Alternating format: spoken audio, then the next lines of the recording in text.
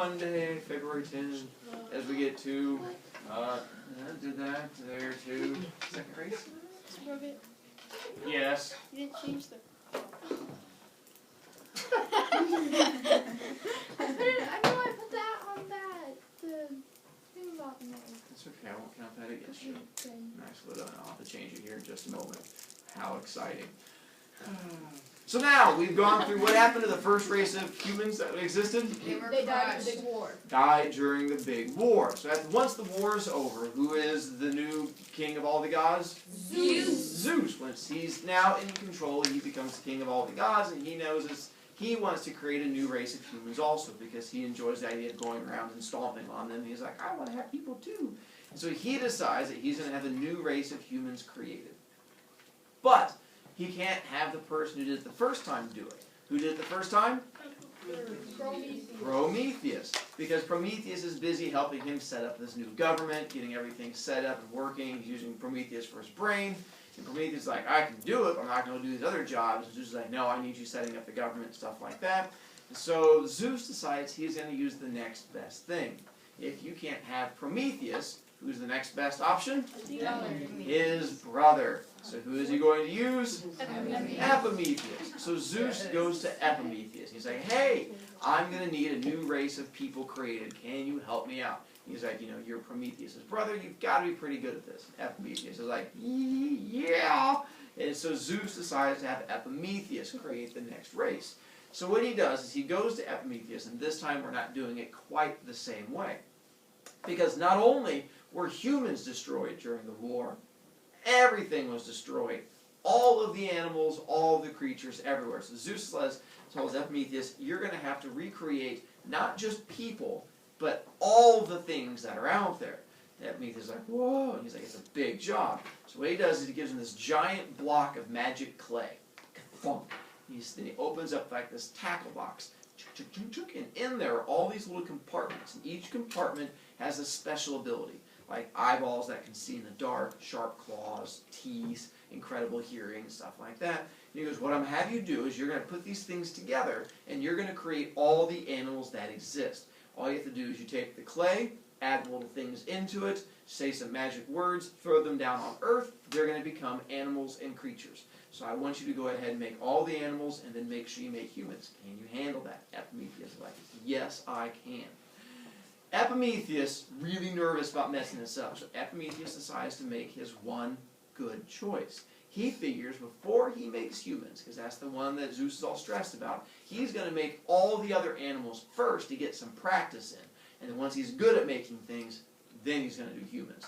Epimetheus is like, I'm a genius, Prometheus, Schmometheus. So he decides that he's going to go ahead and start. Takes off the first chunk of clay, and just rolls it out. Rolly, rolly, rolly, rolly, rolly, rolly, rolly. Takes it, like, ooh, purdy. Takes some big, sharp teeth, sticks them on there. Takes some scales, sticks them on there. Says the magic words, makes a snake. Whee, and throws it down. He's like, oh, that was easy. Now we're going to go the other way. So now he takes another one, makes a snake, but this time he takes another chunk and then sticks the snake onto the front of this big chunk. And then grabs like another little thing, like wing, and like makes like big wings on the front of it next to the little snake, makes a little snake on the back of it, swishes some big old feet on the bottom of it, puts some really big teeth right up next to the snake, makes a dragon. No. Bird.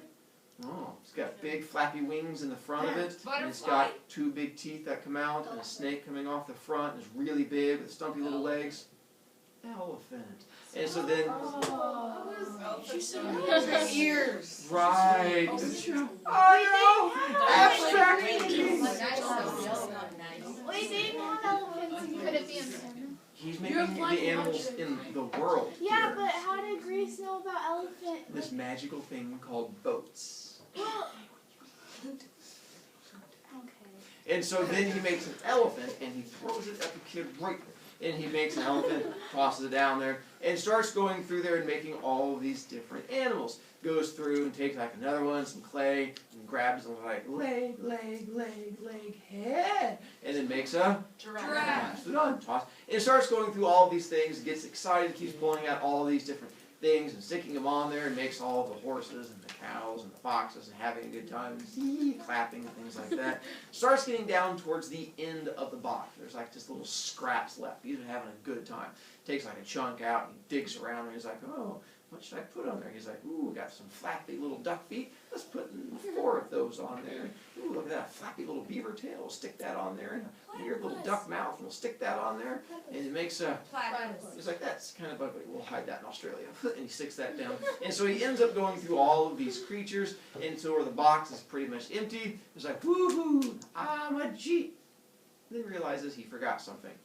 What did he forget to do? Humans. He forgot to make humans.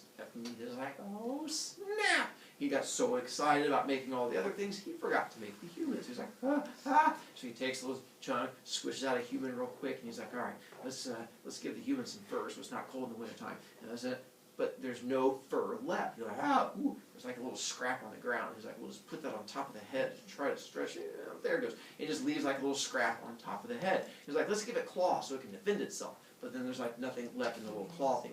And he like scrapes the bottom of it. He's like, no, just a little kind. We'll just smear those on the ends of the fingers and call those things claws. It does the same thing with eyes. Does the same thing with teeth. And so humans end up getting all of these leftover scrappy bits. We have fur, but our fur just covers the top of our head, and that's it. Unless you go to the beach, and there's some guys that have fur, but they're scary. It's like, oh. But for the most part, it's just on top of the head. We have claws, but our claws are pretty much useless unless you go get your nails did, and then they're kind of scary looking. On the same thing with our teeth. So because of that, humans get all the leftover bits. We have nothing to make us special.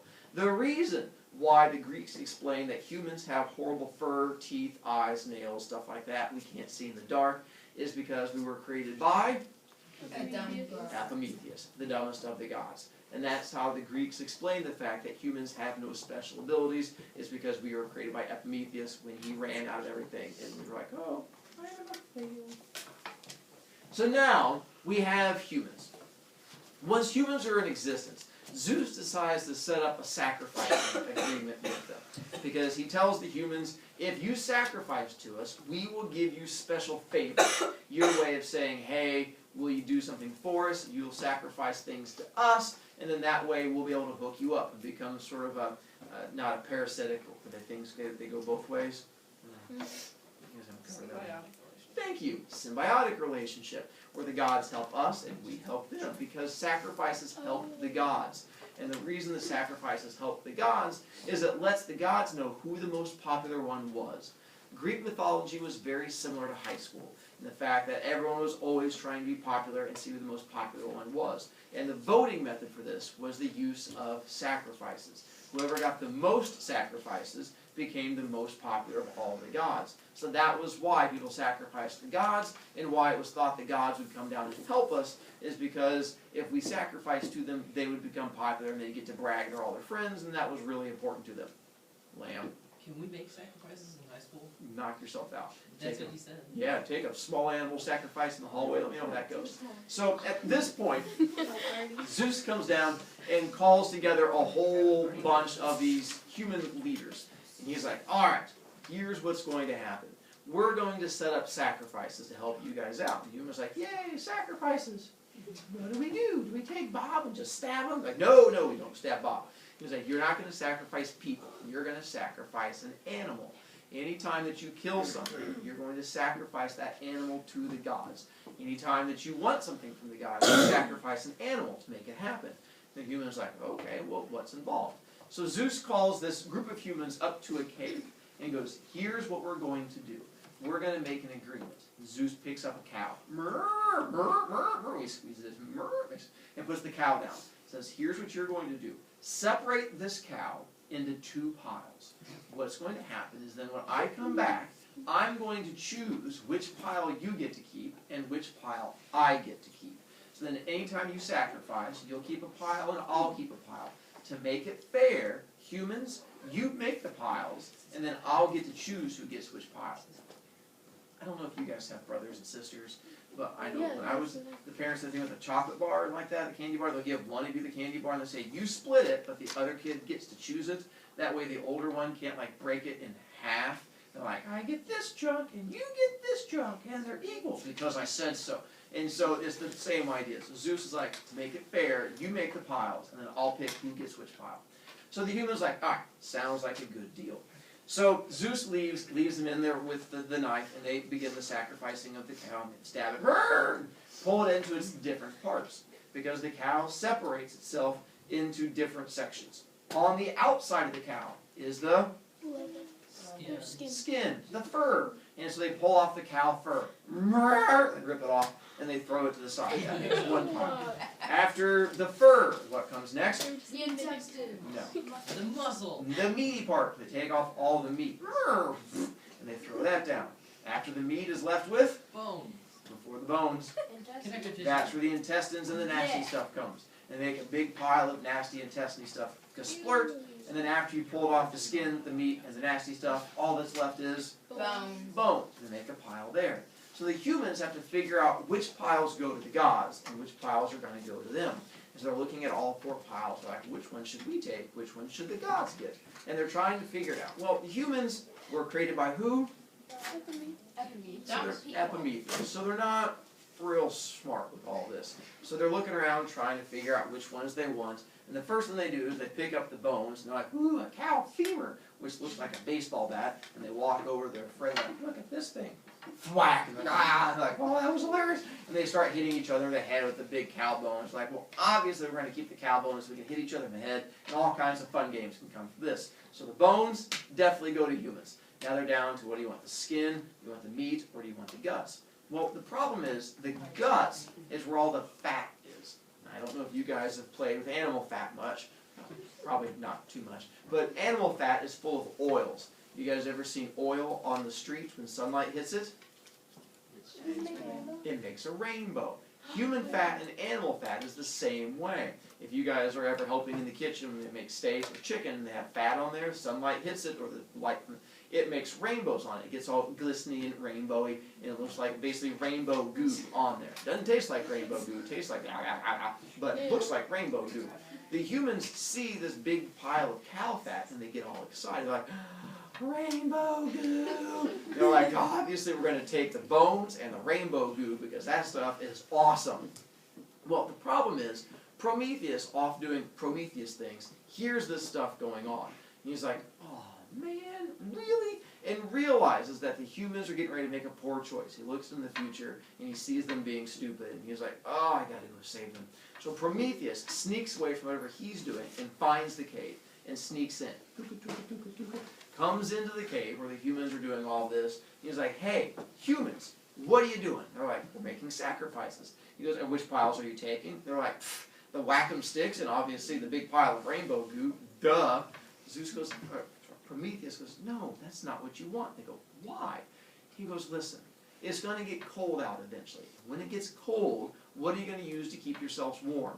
They're like, I don't know, we'll just take a stick and knock ourselves out. And we're not going to think of it. He's like, goodness gracious, no. He's like, look over there, cow fur. You can make a coat out of the cow fur. And they're like, oh, so we should keep the cow fur? And he's like, yes. They're like, oh, okay. He's like, when you get hungry, what are you going to eat? They're like, I don't know, we're going to chew on the rainbow goo. It looks like, no!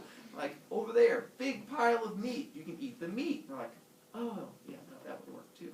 So Prometheus tells the humans that you're going to have to take the meat and take the cow fur. And the human is like, all right. But Prometheus goes, there's a problem. They go, what's up? They go, here's the problem. The issue is, if Zeus knows that the cow fur and the meat is the better pile, he'll take that for himself. So you can't let him know that that's the good pile. So you're going to have to try and trick him. And the human's like, really? And he's like, yes. They go, how do we do that? He goes, Zeus is about as smart as you guys. And they're like, yay! They're like, no, that's a bad thing. They're like, oh. He goes, here's what you're going to do. Take the bones and make like a little teepee out of them. So they take the bones, they like make a little teepee out of like bones. It looks all cool. He goes, and now you take the big pile of gooey fat stuff and you drizzle it all over the top. And they take the gooey fat and they drizzle it all over the top of the bones. And it ends up looking like a shiny pile of rainbow sticks. And the humans are like, oh, rainbow sticks! And they get all excited. Prometheus like, no! I'm like, ah! I'm like, you don't want the rainbow sticks. Like, but they're so pretty. He's like, ah, I know. Because that way Zeus will take those, and you guys will take over here, take the fur, turn it inside out, and you would take the meat, drop it on top. And they're like, it looks like a cow stepped on a landmine. He's like, exactly. It was that way no one's going to try and take that one. They're like, oh, well, that makes sense. So he has the big pile of disgusting meat, and you have the big pile of rainbow sticks. Prometheus goes, you want Zeus to take the rainbow sticks. Humans go, okay, I think we can do that. Prometheus is like, don't screw this up. And he takes off and leaves them. The humans, all ready for Zeus to come back. Zeus walks in, sees the two piles. He's like, are you ready for me to choose? And they're like, yes, we're ready for you to choose. He looks at the two piles. He's like, what's this? It looks like a cow ate a hand grenade. They're like, I know, it's really gross. Like, I agree. He goes like, ooh, are those rainbow sticks? And he was like, yeah. He goes, those are really pretty. And he was like, yeah. Zeus goes, all right, here's what I will declare. From here on out, any time that humans sacrifice to the gods, you will give the gods the rainbow sticks. You will give the gods the bones and all of the organs and guts. Humans, you keep the exploded nasty bits. That's for you to use, and we're going to use the stuff over here. And the humans go, no, that's... Yay! And they get all excited. Like, sounds like a good deal. And they all shake hands on it, shake, shake, shake. Humans go and grab their exploded cow bits, go running down the hill, giggling, giggle, giggle, giggle, giggle, and they take off. Zeus is like, wow, sweet, rainbow sticks. Goes over there and picks up the big pile of rainbow sticks, and it immediately falls apart in his hands, slides through his fingers, gets his hands all nasty and stinky, and he's like, oh, that is disgusting, and realizes he can't go back on his word. He just shook hands, and he got tricked. He also knows there's no way humans are smart enough to trick him. Only one god is smart enough to trick him, and that is Prometheus. And Zeus knows Prometheus has tricked him, and he's angry, but he figures Prometheus is helping him. He's like, trick me once, shame on me. Trick me twice, I kill you. Of course, that's coming up later this week. So Zeus is angry at Prometheus for having been tricked, and we'll see what happens from there. But now humans have sacrifices. Why do we have sacrifices? To help out the gods and to help out the humans. What is it we sacrifice? Not people. Bad sacrifices. That was the Aztec, the Mayans, people out in Mexico, the whole stabbing, the blood, the pulling out the heart, and the thump, thump, thump. That was not the Greeks. They did not sacrifice people. That's bad. Do not sacrifice people. In case, once again, you're trying to get ahead in high school, don't sacrifice a fourth grader in the hallways. It's not going to help you. I mean, it might, but with the wrong crowds. Do sacrifice food. Usually either grains or it's going to be animal bits of some kind, and that's what you would sacrifice. And you would offer it up to the gods, with the idea being is that when you offered it up to the gods, they would then try to do some kind of thing for you, depending on what it was you were asking for. So, if you wanted someone to fall in love with you, what would you sacrifice to? Or sorry, who would you sacrifice to? Aphrodite. To Aphrodite. Now, the trick is, what you would normally do is if you just killed an animal, you would just sacrifice it up to the gods in general. If you were asking a favor, you could just do something like take a bowl of honeycomb, which are delicious, and you would take your bowl of honeycomb and say, oh, mighty Aphrodite, please make Joey Jojo fall in love with me because he's so adorable. And then you would take your bowl of honeycomb and you would set it outside your house, like on the back stoop, and you would just leave it there, say your prayer, and the next day, if the bowl is empty, your prayers will be answered. If the bowl is still full, it means that the gods have denied you and you're out of luck. Now, some days, that bowl would be empty. You'd pray to Aphrodite, you'd set your bowl of honeycomb outside the back door, and the next morning you'd come out and it would be empty. How is that possible if we now know all of these gods were make-believe and it's the figments of their imagination and it was just faith? How could the bowl magically empty itself? Socks? Animals. Animals would come by and eat it. Mr. Brovicast, them Greeks were so dumb that they knew the animals ate it. But they thought that was okay. Why was it okay that the animals would come and eat it? Going off of the belief system that they had. Keegan? The animals made by the gods? Yeah, you're on the right track. You're getting close. Matt? The gods can like transform animals. Then animals would be a god in animal form. So if all of a sudden you heard a noise coming from the back door and you opened it up and there's a raccoon sitting there eating your honeycomb, you should not take a sword and start stabbing it. Be like, bad coon, bad, and stabbing it in the head, because the Greeks believe there's every chance that's Aphrodite in animal form, and you'd be stabbing the raccoon, all also be like, idiot, and then kill you. So you would just sit there and watch it and be like, oh, good job, Aphrodite. Because obviously, the gods aren't going to come there in human form. You're not going to open up your door and Aphrodite be like, and like see you, because that'd be weird and creepy. So obviously they're going to take an animal form, because that would make a lot more sense. So that's why it would be okay. But, Mr. Brodiak, what if I opened it up and all of a sudden there was like homeless Bob, and homeless Bob was like, that was okay too. Why would that be okay?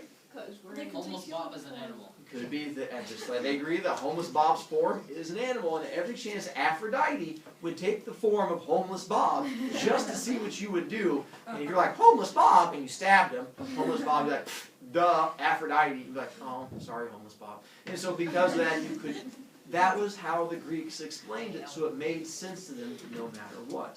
And so it depends on what you wanted. If you wanted crops to grow, who would you pray to? Demeter. If your wife was pregnant and about to give birth, you would pray to Hera. So same idea. You would pick that one god that you were going to pray to, and hopefully that would make things come true.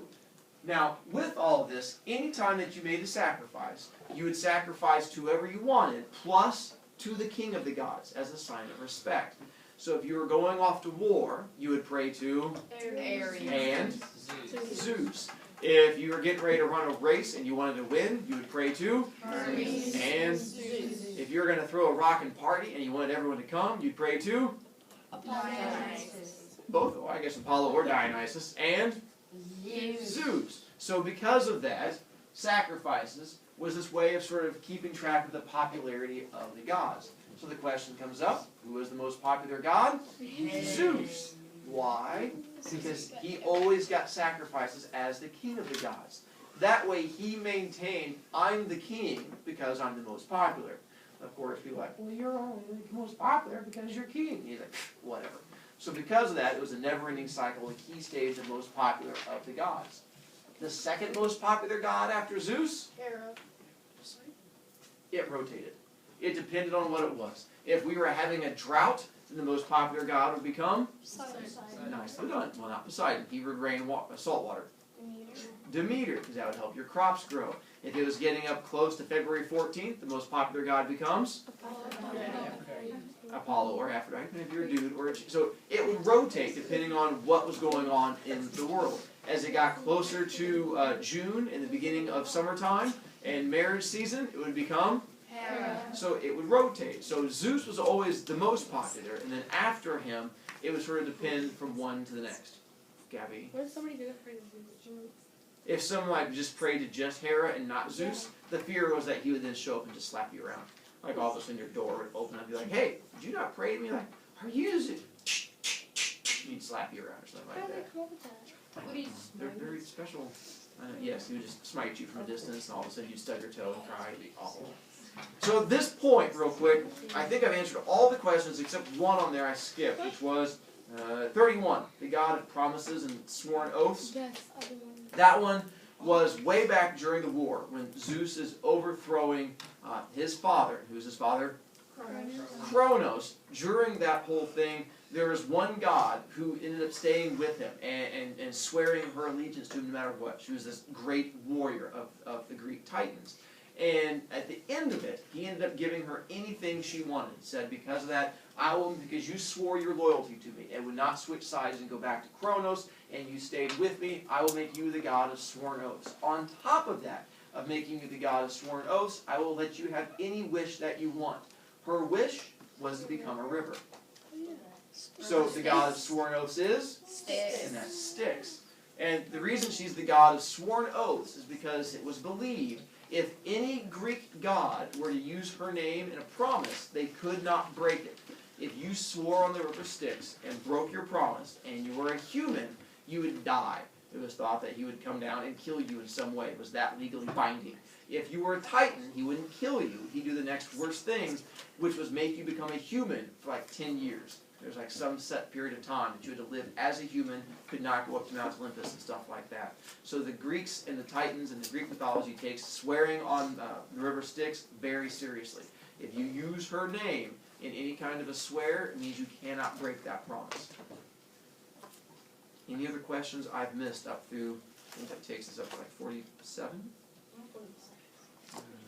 Chloe? You didn't miss it, I just don't know their names, the 3 fates. The 3 fates? If only you had a white handout with information in front of you that would go through there and answer such wonderful. Wait, did you already do 46? If Hades is a god, then why did he have to ask Zeus's permission to kidnap his wife? That goes into the story seasons. But it doesn't come out and tell you in there. It's just, you can answer that on your own. If Hades is a god, why would he have to get Zeus's permission to marry a girl that was... What's that? Because Zeus is the king of the Close. He's the king of... Like, if he wants to marry a mermaid, does he have to get Zeus's permission? No. Right. So if he Because wants... he's the king of the world. There you go. Because of he wanted to take someone from Zeus's realm.